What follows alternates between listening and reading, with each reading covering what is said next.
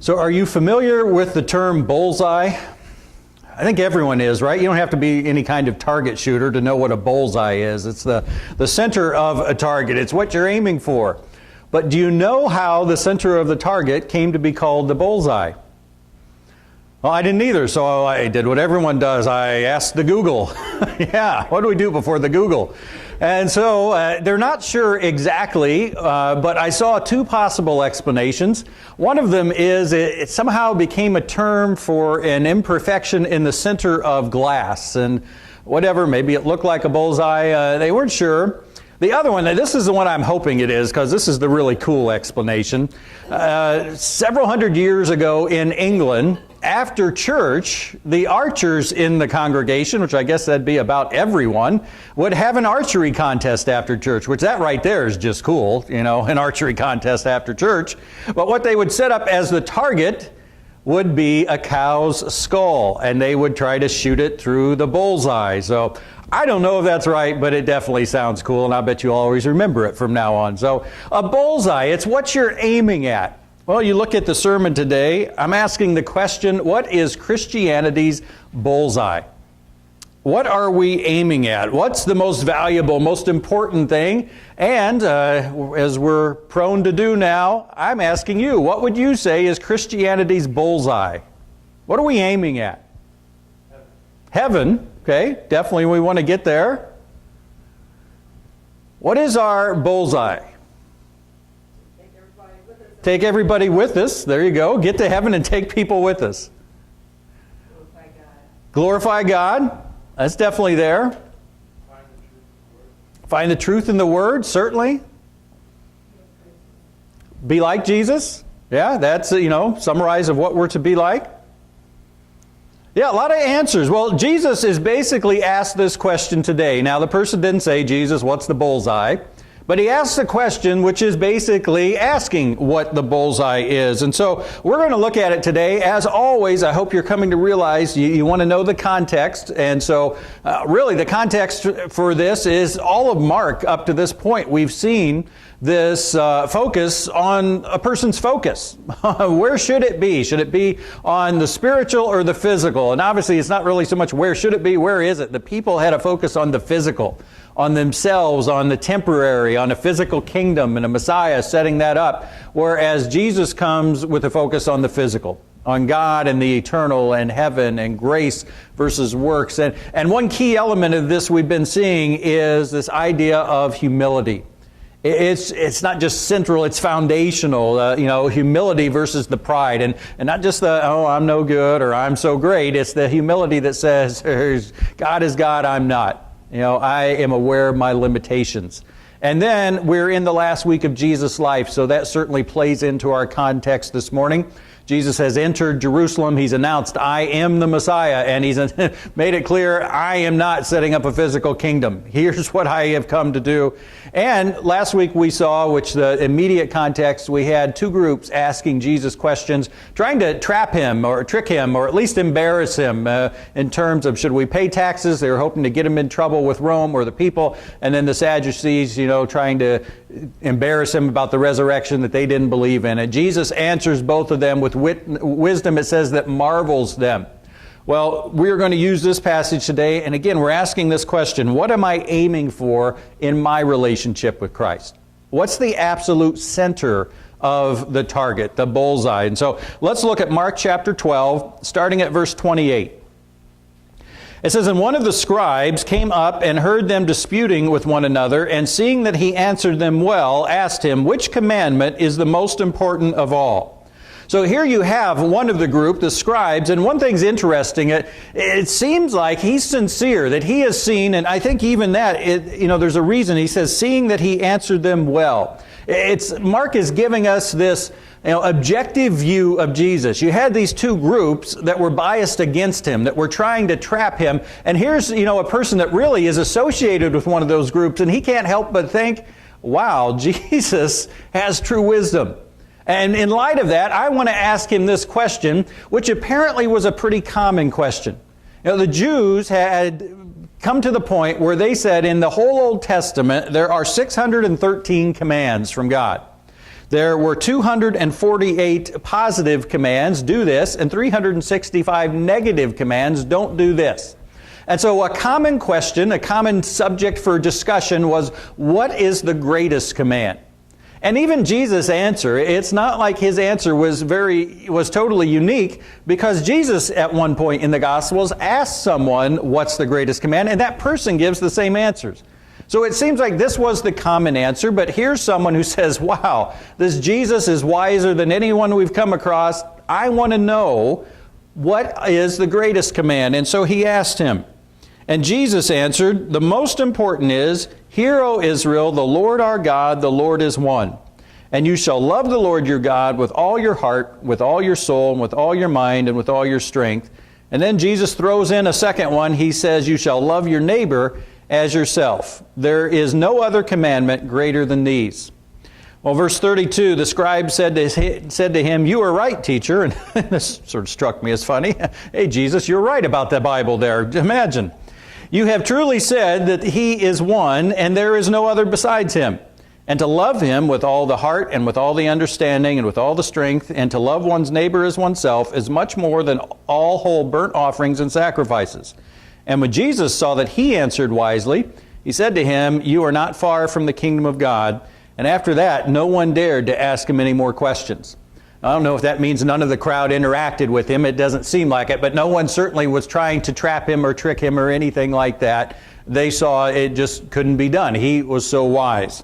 Well, as we look at this, we need to ask some questions about it. That's how we understand what's being said here. And the first one is, what should I be aiming for as a Christian? You know, we're talking about what am I aiming at? All right, what should I be? It needs to start with asking the question. It needs to start with seeking the truth. And that's what this man does. Verse 28, and one of the scribes came up to him, heard them disputing with one another, and seeing that he, Jesus, answered them well, asked him, which commandment is the most important of all? Again, I read some things and they weren't sure how sincere this man was. I think he was, but to whatever degree, he does the first thing we have to do. He wants to find out. He asks the question, what should I be aiming at? What is the center of the bullseye, Jesus? And Jesus gives him the answer. Well, for us as well, it starts here. If we're to be aiming at the right thing, there has to be some part of us that wants to know, what is the right thing? Because it's easy to get in mind, well, I'm aiming here and it must be good enough. Well, no, what's the center? What is the bullseye? In Matthew chapter 7, and the extra verses are printed on your handout there, it says there, ask and it will be given to you, seek and you will find, knock and it will be opened to you. For everyone who asks receives, and the one who seeks finds, and to the one who knocks it will be open. Or which of one of you, if his son asks him for bread, will give him a stone? Or if he asks for a fish, will give him a serpent? If you then, who are evil, know how to give good gifts to your children, how much more will your Father who is in heaven give good things to those who ask him? Now, you're probably familiar, that's from the Sermon on the Mount. And if you read through things, maybe if you listen to people, they will treat this as another section where Jesus is teaching on prayer. And I don't think so. And the reason is, he's already taught on prayer in the Sermon on the Mount. That's where we get what is known as the Lord's Prayer, which should really be called the model prayer. He's taught on prayer. At this point in the sermon, he's wrapping things up. And so he's not telling, okay, here's how you need to pray or anything about that. What he's saying is, all of this I've told you about, this kingdom life. If you really want it, well then seek after it and you will get it. Ask, seek, knock. And maybe those have some element of, a little further, a little deeper each time. Whatever it is, Jesus is saying you can live this life. As difficult as these standards are, you can. God will give you the wisdom. He will give you the strength and the power to do it if you really want it to happen. And it reminds me of something that one of my professors used to say. Every one of us is just as spiritual as we want to be. Every one of us is just as spiritual as we want to be. We might like to say, I'd like to be more spiritual. No, because if we wanted it, we'd ask for it. We'd seek it. We'd knock. We'd put forth that effort. And the Bible tells us God will give that to us. He will, whatever it takes, there's always that part of us that needs to choose and needs to, put forth the effort, but God will make sure it happens. That's what it says here. Even a human father, a son asks him for a piece of bread, doesn't give him a stone. I ask God, help me grow. Help me become more like you. Help me bring glory to you. Help me to live the purpose you created me for. Guess what? God is going to help us do that. God is going to help that happen. And so Jesus is making that promise.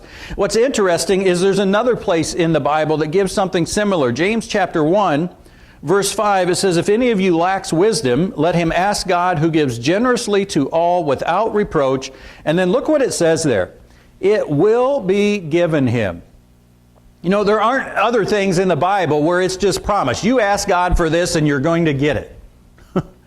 But this says if you ask God for wisdom, it will be given to you. And what is this wisdom specifically? Well, in the context of James, it's how to, consider it pure joy when I face trials. How do I do that, God? That seems impossible. God will give you the wisdom to do it if you ask Him. That's what that promise is there. He'll give us this wisdom to live out our relationship with Him in the best way, in the bullseye way. It's promised. And so as we think about this, we need to ask ourselves, all right, this living the Christian life, this hitting the bullseye, do I really want it? That's the first question. Do I really want that? It reminded me of the time where Jesus talks to the man who, is in need of healing. Jesus says, do you want to be healed? And on the surface, that sounds like a dumb question, doesn't it? Of course he wants to be healed, Jesus. But he's asking him, do you want the implications of that?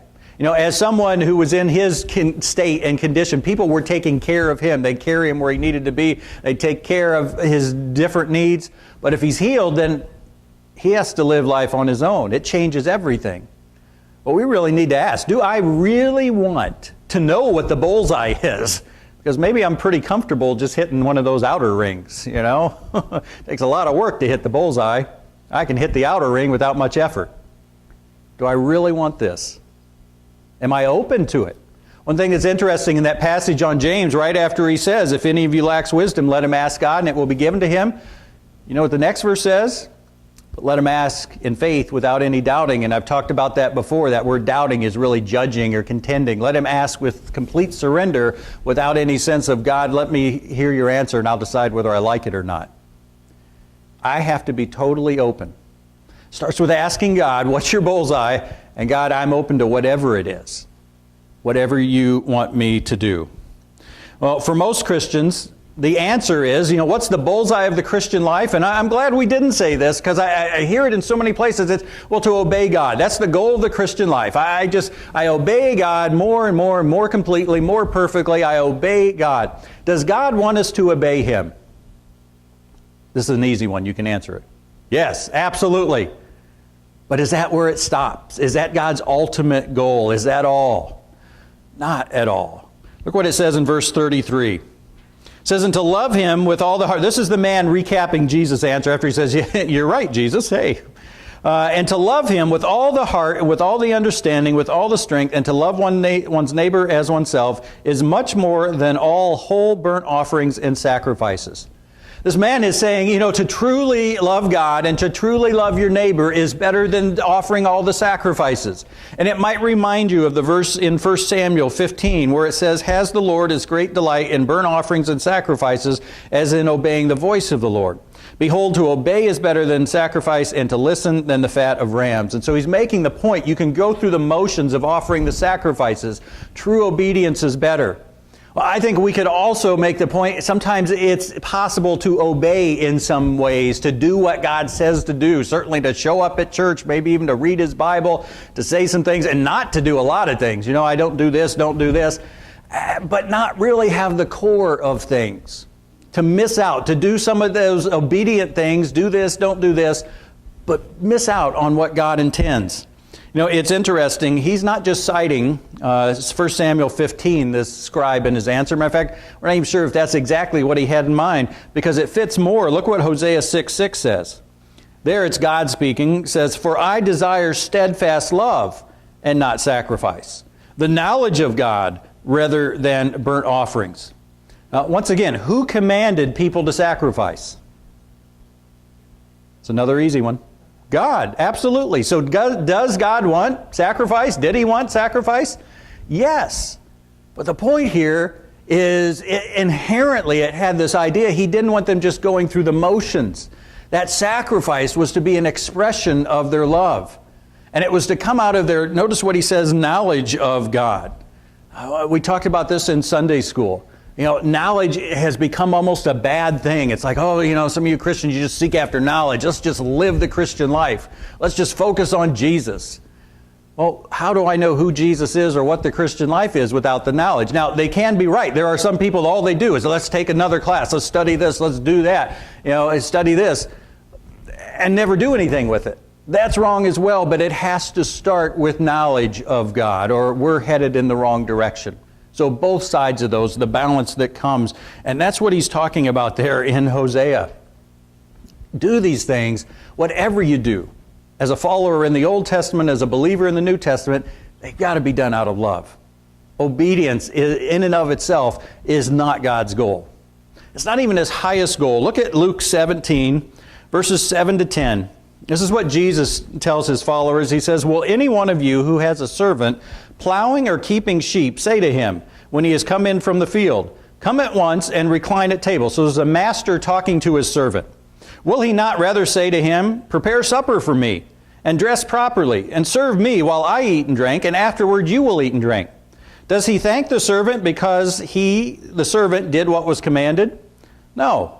So also, when you have done all that you were commanded, say, 'We are unworthy servants, we have only done what was our duty.'" That might sound a little harsh there. It's certainly not against being polite, I'm not saying the master wouldn't say, thank you once. But what he's saying is he doesn't go over and above like, "Wow, servant, you did your job." No, you're supposed to do your job. That's like the basic level. That's like the expected. It's what I've been saying, this analogy of being in the military. You get your uniform right. If you don't get your uniform right, there will be a consequence, right? But they don't give out a medal for getting your uniform right, do they? I was never in the military. I have super respect for them. But I think I'm right on this one. There is no medal for a good uniform.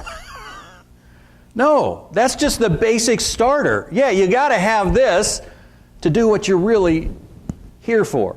It's the same with us. Is obedience important? Absolutely. But don't ever think that's the end result. That's the goal. God created us to be obedient. He created us to have this loving relationship. He restored that relationship through the death of his son. And certainly part of that is, all right, I want you to be conformed into his image. Once again, it's not just do this or don't do that. It's trust in me. Have this deep, intimate fellowship with me. That's God's goal. So obedience, is it part of the target? Yeah, but if you're familiar with the target, it's like one of those outer rings. Yeah, you need to get it. Certainly if you're missing the target entirely, that's bad. That's real bad. I went shooting yesterday with my nephew and my sister, and we were at the Freedom Firearms range, and I'm looking, and I know there's some of this at yours too, Jerry. It's like, there are shots. I mean, it's not just like out in the back where, okay, as things get wider and it's like 20 yards out, you're going to have shots. No, there was like one, it was like 5 feet out and right up. Like, how in the world, if you're aiming here, did someone hit there? How did that happen? Yeah, I'm sure you can tell some stories. I don't want to be around when that's happening. If they're up here, they could just as easily be. Yeah, obedience. We need to be able to hit the target, but realize obedience is in that outer ring. It's there, but it's important, but it's not the center. And I think sometimes we focus on it because it's easier to hit that. Now, maybe not for the person who's shooting up there. It's still going to be hard. But, it's pretty easy for anyone who's decent at shooting anything to hit the outer ring of the target. It takes a lot more work to hit the bullseye. All right, so what is the bullseye? How well do before I do it, how well do I realize that? I think it's one of the things we really need to ingrain as believers, especially today. Obedience is important, but it's not God's ultimate goal. It's just this basic, the starting point. Yeah, do this, don't do that. Of course.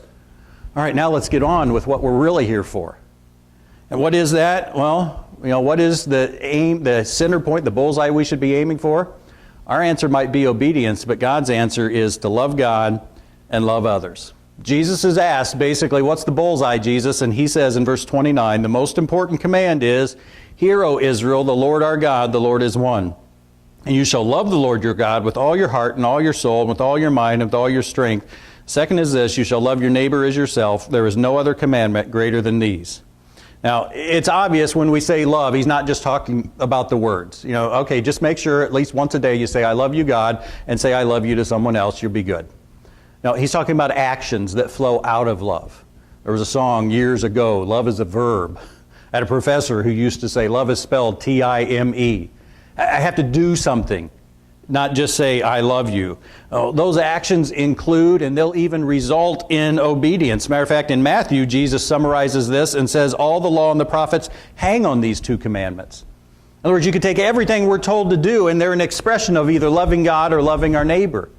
All right, it's doing something with that. But more than that, there's this implication that's being said here. When Jesus expresses it, love the Lord your God and love others, those are the greatest commandments.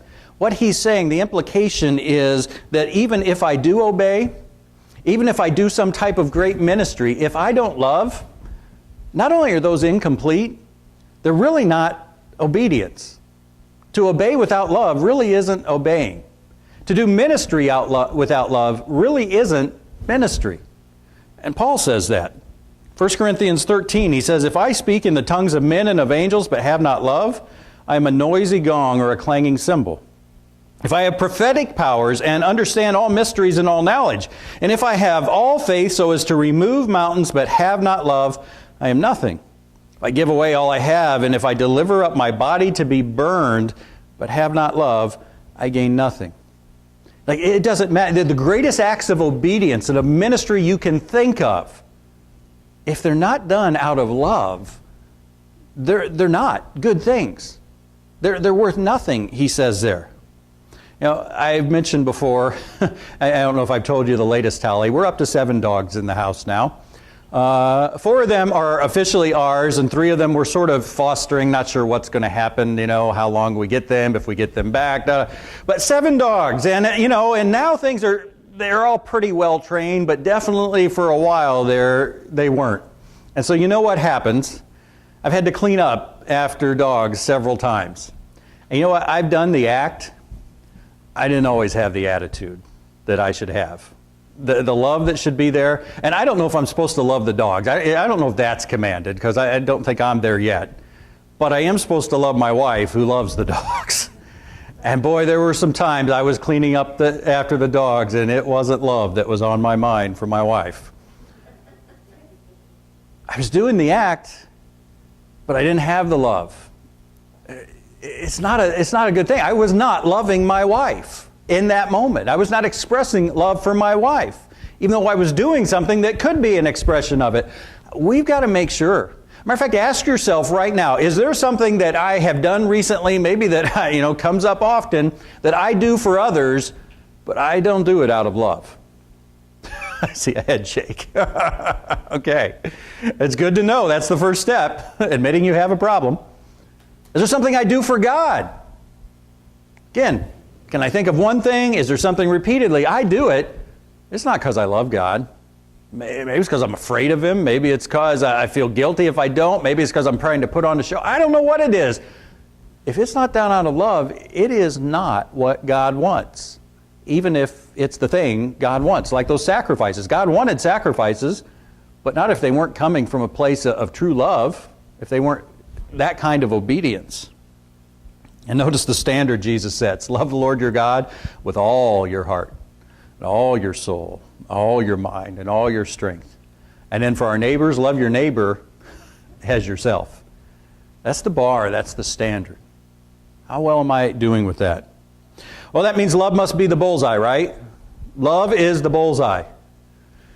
I don't think so. I think it's like close. There's some targets where they've got like that maybe one dark color, but right in the middle there's something even a different color. Maybe it's a black and there's one red, just a dot. Boy, that's really hard to hit. But that is the exact center of the target.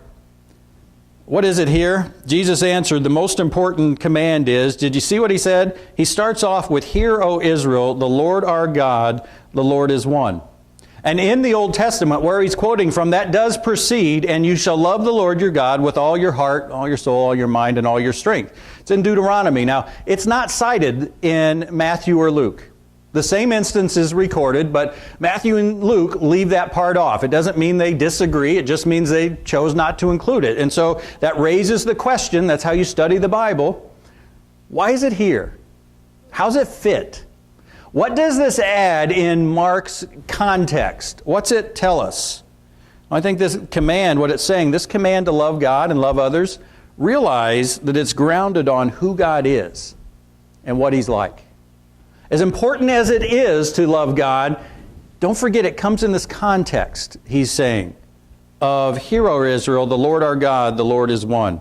And then when the scribe answers back to him, he says, you were right, teacher. Good job, Jesus. You have truly said that He is one. He's just rephrasing that. But then he also adds, there is no other beside Him. That last phrase comes from Deuteronomy 4. So once again, why does it bring it in? What does that add there? And what it's talking about, when in the Old Testament, when it says the Lord is one, and here when it says there is one God, it's refuting the idea that all the other nations had, which is called polytheism. You know, theism is belief in God, poly is many, so the belief in many gods. Saying, no, there's only one God. Realize that. But as we look at it, to say that there's only one God, that means God is God and nothing else is. God is God and I'm not. Does that sound familiar? God is God and I'm not? We've heard that a lot lately, haven't we? Yeah, that's humility. And so you look at this, what underlies love God and love others?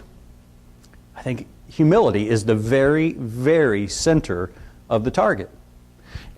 Two sides of humility we've been saying over and over. There's, I'm aware of my limitations, God is God and I'm not. The other side of humility, you remember? I put other people before me. Philippians 2:3 says, in humility, count others more significant than yourselves. So humility has a side that affects me toward God and me toward others. How's that relate to what we're seeing today? What are the two greatest commands? Love God and love others. Humility. Be aware of my limitations toward God. Treat others more significant than myself. These two go hand in hand. But I think it's humility that comes first. Why doesn't Jesus say that, though? When he's asked, what are the greatest commands, why doesn't he say, be humble? Well, because I had to look this up. There is no command in the Old Testament to be humble. There are numerous references to it talking about the blessings that will come to the humble. There is no place. There's in the New Testament a couple times where it talks about be humble as God is, or be humble before your God. Not in the Old Testament. So it wasn't a command. So Jesus is giving, this is the greatest things that are commanded somewhere. Love the Lord your God, love your neighbors yourselves. Those are the greatest things in the Old Testament. But he's making sure by introducing it first, you realize, hey, they're grounded in this aspect, this trait of humility. When Jesus was asked in Matthew 18, verse 1, who is the greatest in the kingdom of heaven? How did he reply? Verse 2, calling to him a child, he put him in the midst of them and say, truly I say to you, unless you turn and become like children, you will never enter the kingdom of heaven. Whoever humbles himself like this child is the greatest in the kingdom of heaven. Notice when Jesus is asked, who's the greatest? He doesn't say the one who loves the most. That person will love, but he says it's the person who's humble. This foundational trait of knowing God is God and I'm not. And out of that also seeking to put others first. That's what is the most important. Now, once again, is this getting through? It took me a while, but are you seeing how important and foundational humility is? And the two sides of that we've seen, that, God is God and I'm not, loving people. But then even when it comes, God is God and I'm not. So that means I need to surrender to Him and I need to rely on Him. He's God, I'm not. I would ask you, has there been any impact of that on your life as we've been talking about it? Has that helped you in any way to live the life God wants to the importance of being humble, of being surrendered, of relying on God? I share a story, not just to show, hey, it's helped me, but to show, here's how it can help. I think I mentioned in Sunday school, about 2 months ago maybe, I don't know, I've shared before, I'm a good planner, and so things don't go as I planned, I'm tempted to get angry. And there was one day, it was while Darren was home, I remember that, because I got angry at one thing, I think it was the dogs, I remember that, yeah, that one's easy. and one of the dogs. And then Darren didn't like the way I was treating the dog, so I got angry at Darren. And Lisa's like, hey, it just seems like you're always on edge. You should go see a counselor. I'm like, you're right. You're right. I will. It's truly my belief that you're crazy if you don't go see a counselor. We all need it sometimes. And I think maybe, here's a little sidelight, but I think if we spent more time talking with each other about deeper things than the weather, we might not need to go see a counselor as much. But we don't do that. So not totally negating counselors, especially nowadays. And so I went and saw one, and I joked with Lisa and her. It's like, what are we going to do after the first 10 minutes when you fix me? And so, we had our first session, and she said, oh, well, let's have another one. And she couldn't work it in right away, so it was like maybe 3-4 weeks for the next one. And that's when this stuff really started taking effect. And so I meet her for the second one. She's like, how's it going? I'm like, great. Like, I haven't gotten upset in week and a half, 10 days, which, sad that that's a record. But, I've had a different attitude. She's like, why? And as I went down the list, everything was about being surrendered. It's like, well, this hasn't changed, but I finally realized God's God and I'm not. Oh, this happened again, but hey, God's God and I'm not. Who's it for me to say, God, it shouldn't be this way? Just over and over and over. And it all came back to this. I finally have gotten, more than I ever have, surrender to God and rely on God. As I thought about it, surrender, in my mind, is the key to anger. Why do I get angry? Because things don't go the way I want them to. I need to surrender to God and realize if He allowed it, there's a reason. And then what's the key to worry, not worrying? It's relying on God. Why do I worry? Well, because this might happen, and I don't know how I'm going to take care of, all right? But God does. Rely on Him. How much would that take care of in our lives if we could just surrender and rely? Again, live out humility. So how does it all fit together? I don't know about you. I like to see. How's it fit? Well, it starts with humility, this understanding God's God and I'm not.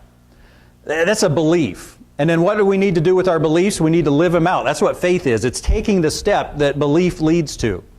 And specifically then, as I live it out, Jesus said it's all going to be in this dynamic of love. Whatever you can think of, it's going to be either loving God or loving your neighbor. And then out of that comes our specific actions.